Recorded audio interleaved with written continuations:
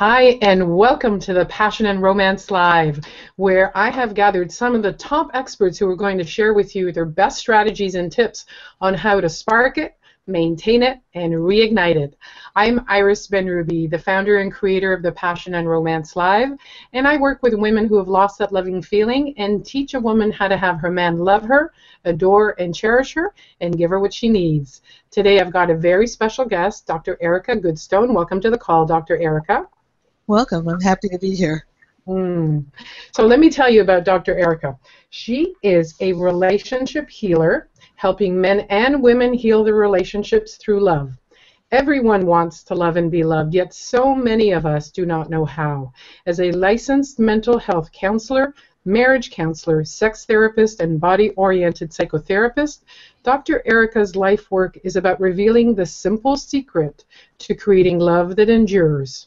Her popular book, Love Me, Touch Me, Heal Me, and her novel, Love in the Blizzard of Life, as well as her Kindle and Smashwords books, all delve deeply into the heart of love, what interferes, suppresses, or helps love to grow and thrive. Hint, it all begins with self-love. You can contact Dr. Erica at her website, www.drericagoodstone.com. And today, Dr. Erica is going to be speaking to us is where there is love, there is a way. So welcome to the call, Dr. Erica. I'm happy to be here. It's exciting. All right, so, me too. So my first question to you, I'm going to jump right into it, is romance. And you know, we've been fed all these fairy tales of romance, Cinderella and Snow White and everything. Is it really embedded in reality, or is it just simply a fairy tale we can never attain? Wow. It's a great question, because we were all brought up on these fairy tales, and most of us women dream of being like a princess, and they're going to meet their knight in shining armor, and sometimes they do, temporarily. Sometimes when they first meet, it's really exciting. She looks beautiful to him, his hormones are flowing, and he's after her, and he says all these wonderful things she wants to hear, and she's as sweet as pie to him. And he's maybe very independent, but she loves that. He makes money and he travels, and she's so impressed. All of that. And then they get into a relationship, and they spend more time together. And I'm being one-sided. It can be the woman traveling. It can be just the opposite. But then the reality sinks in. He's traveling. She's home by herself. And they have children, and she's home taking care of the children. She's home packing the house when they have to move because he's out at his business. That's just one little example of reality coming into play. And another big thing that happens is when they get pregnant. When the wife gets pregnant, her hormones start flowing, her body changes. He has all kinds of reactions about being a father that he may never have realized he had, a certain fear of all this responsibility suddenly. I mean, that's just one thing. Then there's financial issues. You meet someone, both of you are in college, say, and you're both playing and you're studying, and it's all fun and games. You get into a deeper relationship, you're a little bit older, and one of you loses a job, the other one has a great job. All these different conflicts come into play, and life is full of that. One person gets sick. A woman has breast cancer. I remember a couple that came to me where the husband could not look at her because of the scar and the way it looked. Imagine the pain that woman felt, and that's just a little example. There is just so much. Life offers us all kinds of challenges, and that romance can continue if we understand what love is all about and how to love, how to be loving, and get the support we need all along the way. Yeah, and I love that you've given us hope that the love can continue. You know, as long as we understand how to do it. Could you maybe jump into that and explain a little bit more? Well, love really begins with understanding what love is all about. What I like to say is to start with a question, something like what President Kennedy had said many years ago. ask not what your country can do for you, but what you can do for your country. Well, I say the same with love. Ask not what your partner can do for you, but what you can do for your partner. And when I say what you can do for your partner, it's not necessarily paying money for them. It's not necessarily showing them all that love and affection that you think they should want. It's more about learning to love yourself, really supporting yourself so you have confidence, and gradually teaching that other person about themselves, being a mirror for the other person, but not in this harsh way, which we can't help being in the moment, where you're yelling and blaming and criticizing and demanding, but more in a way where you keep speaking your truth and you keep getting support that when this person knocks you down, because they are going to do that. If you are telling somebody you're being selfish, your family always taught you to be selfish, and some example like that, that person's going to get defensive. But if you keep saying, I get hurt when you do this because I feel rejected and I feel whatever I feel, if you keep telling a person what the truth is for you, coming from a state of confidence, eventually they look at themselves. And it doesn't happen necessarily when you're telling them. It doesn't happen because you're telling them. It's that it's in the back of their mind, and it could be 10 years later, 15 years later, that they're in a doctor's office and someone says that to them. They're watching a movie. They have a friend that just got divorced and says something to them. That's why love can be so powerful, but it also can take a very long time to, I don't want to say break through, to maybe chip away at some of those childhood memories and feelings that we've been holding on to. Yeah, and I really like that you talked about that we have to be prepared to give our partner and not be in a position of, let's see what my partner does for me first before I choose to do something. Well, there's a big fear in that because you give a lot, and an example is a woman who's making a lot more money than the husband. She's giving a lot, and very often he's not very happy. So he's not appreciating that she's giving. He's angry, and he's being mean, and he's being defensive, withholding sex. All kinds of stuff is going on for him. If you discuss this with your friends and your parents, very often they're going to say, he's no good. What do you need him for? Get rid of him. You hear that because they want you to be happy. But love is just an amazing, I want to call it tool, whatever it is, that can heal something, but it can take a very long time. And you have to know in your heart that you just love this person and it's worth it for you. This happens sometimes with a real top celebrity, like a tennis pro, Pavarotti, who is a huge star. Sometimes the partner of that person is willing to tolerate a lot of things that they may not tolerate in another person because this person is exceptional. And they feel honored to be with that person, and they love the lifestyle together.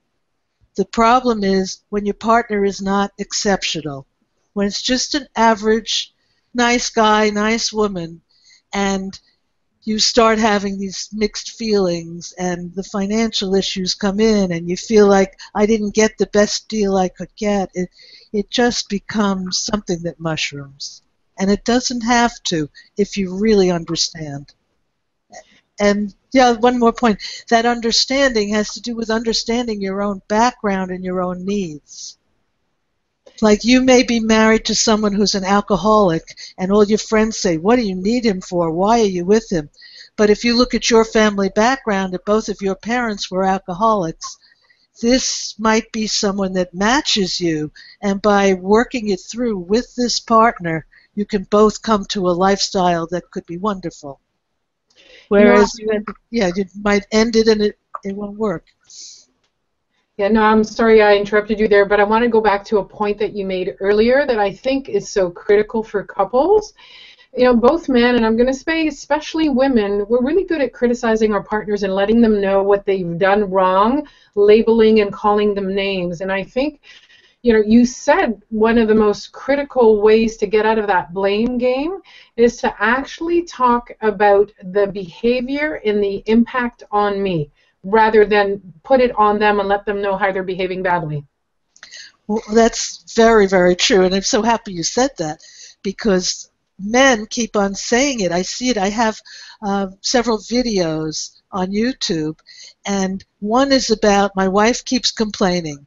And recently, I had a man say to me, "Why is it always the man's fault?" That was, you disappeared for a moment. Why is it always the man's fault in a relationship? That's the way he was feeling. The blame is always on him, so why bother?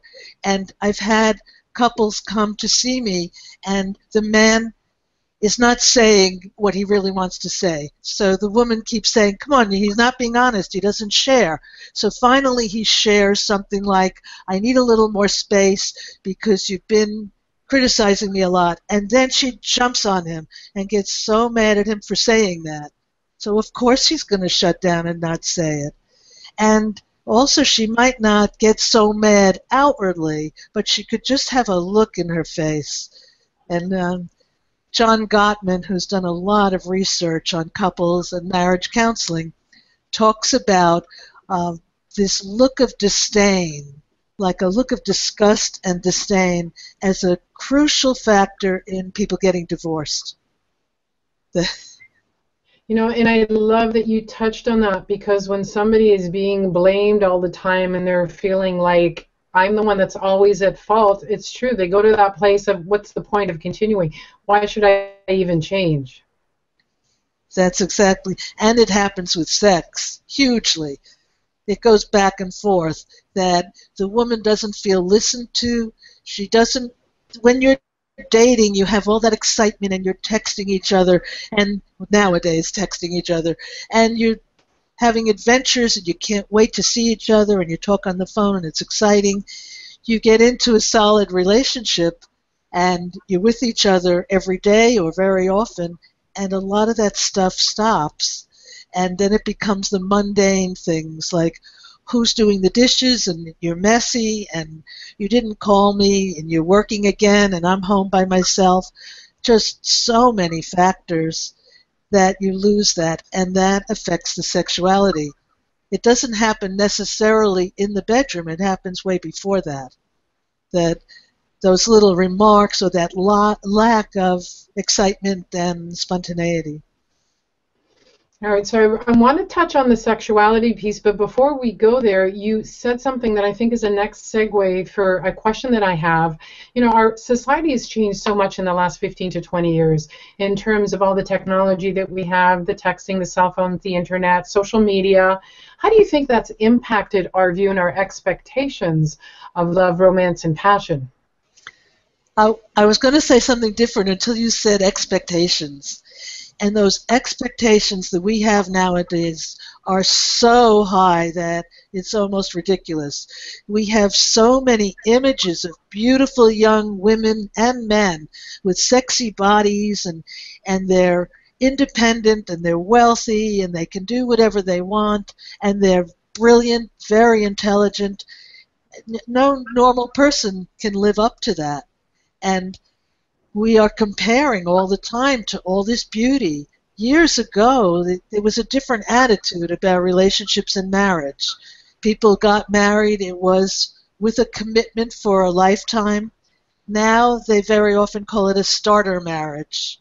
I've heard that term. A starter marriage. So you get married just to try it out, to learn about it, and then you get divorced, and maybe a few marriages later, you'll finally settle in. But, people have done that for a long time. They have gotten divorced and remarried.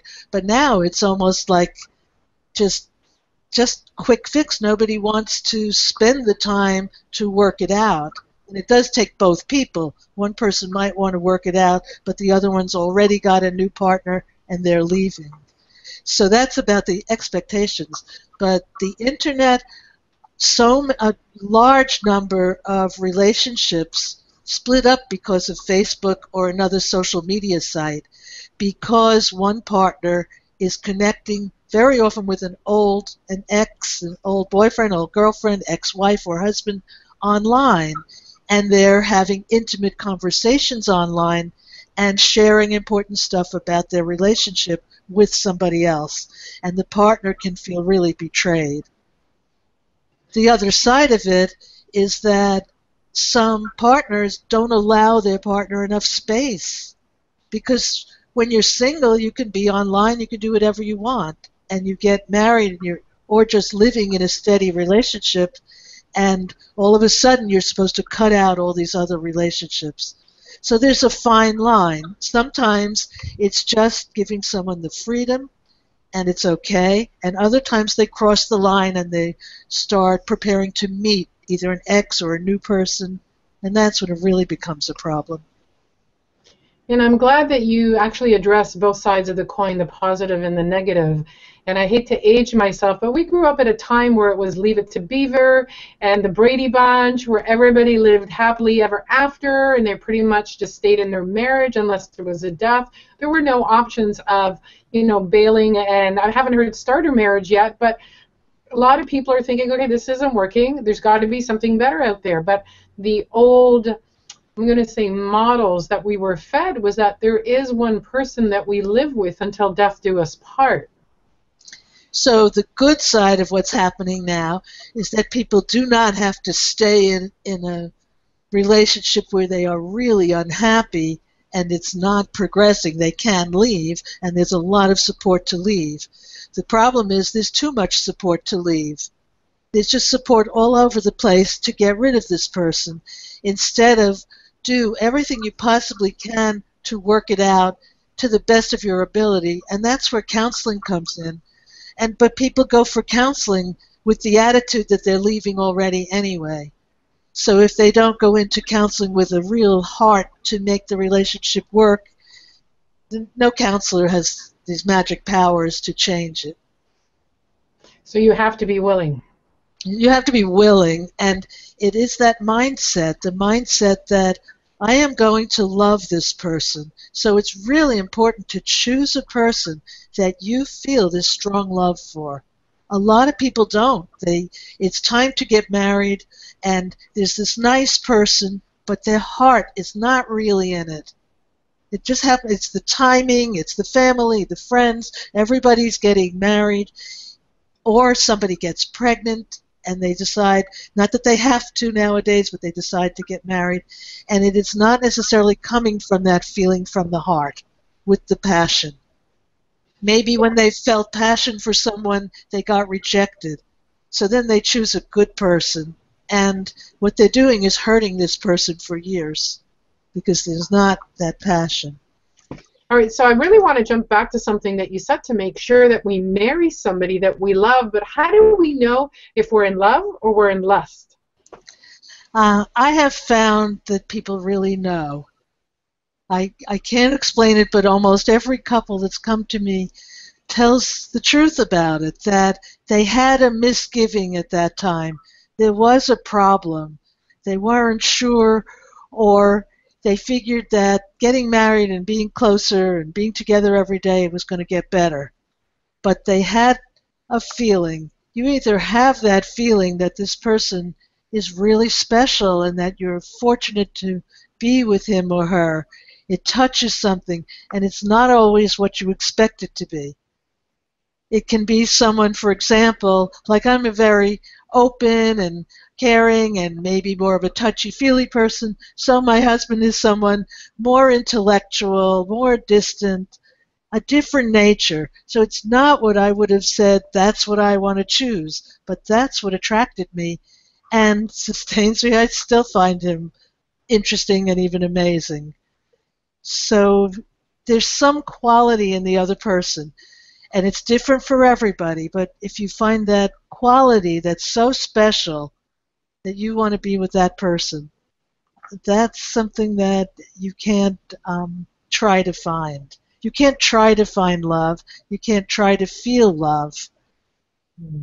And if you choose someone where you don't feel that real passion, but you grow to love each other, then know that and appreciate each other. And over years, you might just feel fine, that it might be loving, and you may not have that high expectation. Another thing that I recently heard is that couples that stay together over a long period of time may have gone through some periods where they had conflict and confusion and almost got divorced, but if they stay past that, it's a period of grit, of just staying hanging in there through some of the struggle. At a later point in life, they can really, really value and appreciate each other because that person has stayed with them and there's this shared history. All right, so I wanted to also, I mean, it's great that couples that last can have that awareness and that extra piece come into the relationship. But for people that are struggling now in their relationship, I know you talk about asking different questions that can create a loving relationship that lasts. Can you speak to that? Yeah, recently I discovered the value of asking what instead of why or how. So when you ask what is happening right now? What is this other person doing? What am I doing? What am I feeling? And also, what is that person feeling? Very often we think of what am I feeling and we forget what the other person might be feeling. When you ask what, you're looking at the facts. You're kind of stepping back and looking logically about what's going on, what can we do to improve it. There's no finger pointing. When you ask why, you start saying, why are you doing this? And why am I so upset? And why am I in this relationship? It gets to be a turmoil. And if you start to ask how too soon, how can we fix this? How can we do it? You start jumping in to go out more, write letters to each other, change something before you've looked at what is really going on. And so that's really valuable. And the other part is what you ask is, what am I giving and what am I receiving in this relationship? Am I giving, do I feel like I'm giving much more than I'm receiving? And what happens is maybe I'm giving a lot, but it may not be what the other person wants to receive. So I might feel like I'm giving so much, I'm paying all this money to take this person out to fabulous restaurants, and they're not excited because what that person wants is to stay home and hug and cook and do something completely different. So it's real important to ask, what am I giving and receiving? What am I learning from this other person? Rather than just teaching, because sometimes people have an attitude that I'm going to teach you how to do whatever, but you're not willing to learn. Like women sometimes have to learn, especially women nowadays that are out there in the business world, learn how to be receptive and be gentle and be a little more accepting. Learn that. And men have to often, it's not always, but very many men have to learn how to listen a little bit more, not to immediately come to conclusions and try to fix something. So that's why what is a really valuable question to ask. Yeah, and I really like that because that allows each person, like we talked earlier about not blaming, but to look introspect, to look into themselves. What am I giving? What am I receiving? What's my responsibility in the relationship where it is? So it sounds like what you're saying is that it gives the person, it comes from a place of power rather than blame, which is no power. That's a wonderful way to put it. And also a very important question to ask is, what do I want? What was my family like? What was I frustrated with or hurt by as a child that I want to compensate for that? So what is it that I want right now? And can this person that I'm with fulfill that? Am I trying to get something from a person who really doesn't have what it takes, what I want them to have, to give me that? And can I get that somewhere else? Not necessarily by cheating, but can I get that through some other means? Through taking a course, through a hobby, through my friendships? Is there some other way? Great. And I also want to know, how can people reposition their life for love, passion, and romance? See, that's really important. I discovered that with one of my clients. We were going through what she's doing in her life, and she was putting her parents first, and they were not being helpful to her. They were difficult since she was a child. And we suddenly came up with this realization that it's the position that you put them into. You don't have to get rid of the relationship, but maybe back off. Call your parents less often. Put them in a position out here and put the friends that are supportive of you closer to you. So if you're surrounding yourself with people, maybe a therapist if that's what you want to do, or a coach, people, friends, coworkers, whoever you feel supports you. And when I say supports you, I don't mean necessarily financially. I mean supporting you by seeing your value, by reminding you of what you're capable of, and loving you, or at least liking you and caring about you. So if you surround yourself with those people and put the other people further away, even a close friend, like I have some friends that I know for 30 years, if I spend a lot of time around those people, I start to feel bad about myself because of the way they judge everything. And there's a one-up thing, and they say the wrong thing, and I feel a jolt all of a sudden. And there are other friends where I never feel that. They're always just supportive, and it's easy to be around them. So I choose to surround myself with the friends that give me that loving feeling. And then when I'm with that other person, it's so clear that they're doing something. I'm so clear about it. Sometimes I'll tell them, sometimes I'll just let them be, but I'm not so hurt by it because I have enough support. So, so that's an important thing, to position your life in such a way also for your business. You want to choose the kind of business that you love being in. So if you're in a business you don't love and it's taking your whole life, it's the major thing, that's difficult. If you can somehow position it, maybe you have a full-time job, but you do your work, but in your emotional life you put it over here and your hobby becomes a bigger thing that you have your passion with. Put your energy on that. So that's what I mean by positioning, and it can really help.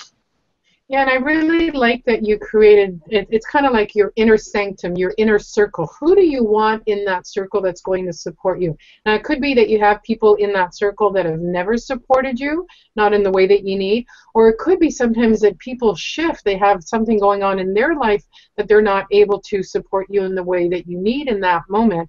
And you're asking us to revisit the people in our inner circle and decide who we want to keep in, who we may want to take out, who we want to bring in, so that we can have the support we need. And I really like the way you said that, where even using your hands, it's a flowing thing. It's, some people are rigid. They have, these are my friends. This is who I turn to. And it's so much better if it's fluid. Like if the person's going through a problem that you can't handle or they're not there for you, so you let them be a little bit more distant and focus on the people that are there for you. Wonderful. Great. So I want to know now, what are some tools people can use to recreate the passion and romance in their life? Well, there is so much out there. There are so many courses you can take, but of course you need to take one that will really help you evaluate your life. I have a course, Healing Through Love, 4-part audio series, where you look back at your past, you look at yourself, you look at the people in your life, who they are and what you want and what your relationship is, and you visualize your future. So that's one course, and I have another one which is the Love Me, Touch Me, Heal Me system, and that is dealing with all these different parts, learning how to love, what goes into loving, the value of touch, how you heal. We all heal differently. Some of us heal by getting angry. Some people heal by withdrawing, but that's part of their healing. And then the sensuality, the sexuality, and finally spirituality. Those are all the areas to look at, and so I have a course on that. But the other things that you can do, which are really simple, is start paying attention, mindfulness, in the moment. watch a TV series, which is a sitcom, which is silly, whatever, and notice the relationships and notice how the person feels in a relationship. Because on TV, they take situations that are going on and it happens in a second, in a minute. So you can really see it. And maybe a TV sitcom may not be the best. Then watch a movie, a romantic movie, and see what happens when the person is behaving in an angry way. How does the partner respond? So you can also look at other couples, people around you. You can see people in a restaurant. You can see how your family members interact, paying attention to the outside world, paying attention to yourself. Those are simple tools. And reading, there are lots of books, so many books out there on any aspect of a relationship. You want to know about cheating, there's all kinds of books. And now we have videos. Go to YouTube and you can find lots of videos on any topic. And you can join forums. There are so many ways that we can heal that they don't all cost a lot of money. You can get a relationship coach who can help you to see things clearly in the present moment, move forward. You can work with a therapist to go reevaluate your background. But I have to say, if you first start with a coach and just go forward and you don't deal with those childhood issues that all of us have, you're going to reach a point where it doesn't work. You might attract the person, the ideal person, and you might even get that person to marry you. But then there's the nitty-gritty stuff that if you haven't looked at your childhood stuff, it's going to come up. So the sooner you look at it and deal with it and face it, you can have a wonderful relationship. Yeah, so it sounds like the first step that you talked about in this answer was for people to start to put their antennas up and start to become aware of other people's emotions, other people's responses, dynamics, understanding how people interact. It's like, I was just thinking of it. I had a gray car. I had a BMW M3. I loved that little car. But every parking lot I went to had so many gray cars, I could never find my car. And then I got a white car. Now I have this Cadillac, and it's a different shape. You wouldn't know it, but there are all these white cars in the parking lot. So what happens is when you are tuned in a certain way, you see it. You see it all going on. So if you start to pay attention to relationships, you're going to see it everywhere. You're going to see it, you go to a coffee shop, and you're going to see the waitress relating to either a customer in the place or the boss or other employees. You're going to see it everywhere. And it's an education. We don't study relationships enough. We don't study how to love. We just jump in. We expect this partner to give us whatever we think we want and need, and it's not quite that simple. They may do it for a while, but there's always a point where we have to understand it further. All right, so that's a great segue. I've got one more question for you, Dr. Erica, but before we go there, I know that you've put together a special offer for our viewers at a special price. Could you talk about that? Sure. I've created a course called the 30-Day Love Challenge. I have personally taken several challenges. I wrote a novel in 30 days with NaNoWriMo.org, which is an organization where people, thousands of people around the world pledge, they make a commitment to write 50,000 words or more of a novel. So I did that challenge, and I actually wrote a novel, and I never would have done it without this group and the organization of it and knowing other people are doing it and sometimes going into the site and seeing what other people are saying, and I met with people. That was incredible. So I've also done a 30-day blogging challenge. I did a 100-day article challenge. And when there's a challenge and you know you're supposed to do it every day and you make the commitment and do it, amazing things can happen. So I created a 30-day love challenge. The goal of the love challenge is to create love in your life and to be more loving and to finally discover the ways in which you have not been so loving and to start to shift into loving mode in all different places. So even as I've been organizing this, I started to notice myself being more friendly when I go out to a coffee shop, a diner, a restaurant, my health club. I'm suddenly speaking to more people, thinking more lovingly, just because I'm organizing this course. And I realize, wow, this is powerful. We don't put our attention on love. We're sitting in a traffic jam and we're cursing at the other person. So during this 30-day love challenge, you're going to be getting an assignment each day, not a difficult assignment, but just a focus for the day. And you'll be sitting in traffic and suddenly be thinking, how can I be more loving? Or what can I be thinking instead of being all aggravated in that moment?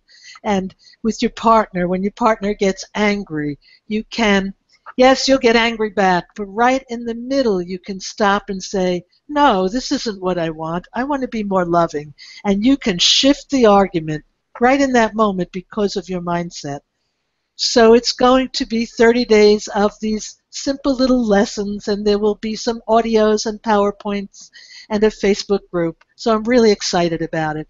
And the price, it's worth, the value is really a lot because we just don't look at this. And it's going to push you, it's years of experience and all my research and knowledge. So it usually would sell for $297, but for this webinar series, and this is a launch of the product, it's going to be $99. So it's really a fair price, and almost anyone can afford that, and you will not be sorry. It can literally change your life. And I'm going to say it's more than a fair price because it sounds like what you're giving the listeners are tools so that they can take charge of their life and have some power then rather than feel like victims to the traffic, to the people, to whatever. Right. And in relationships, very often we feel like a victim.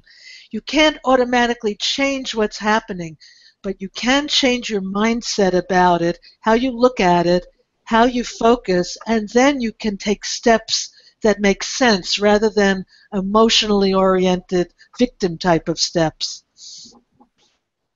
All right, so my last question to you, Dr. Erica, if there was one thing you would hope our viewers would take away from this call, what would you hope that would be? What I hope that it would be is where there is love, there is a way. And when you can find that love within yourself, that ability to love in spite of whatever's going on, to love yourself, to love life, and hopefully to forgive and at least understand the people that are not reciprocating that love or even trying to hurt you, but to find that love no matter what appears outside of you.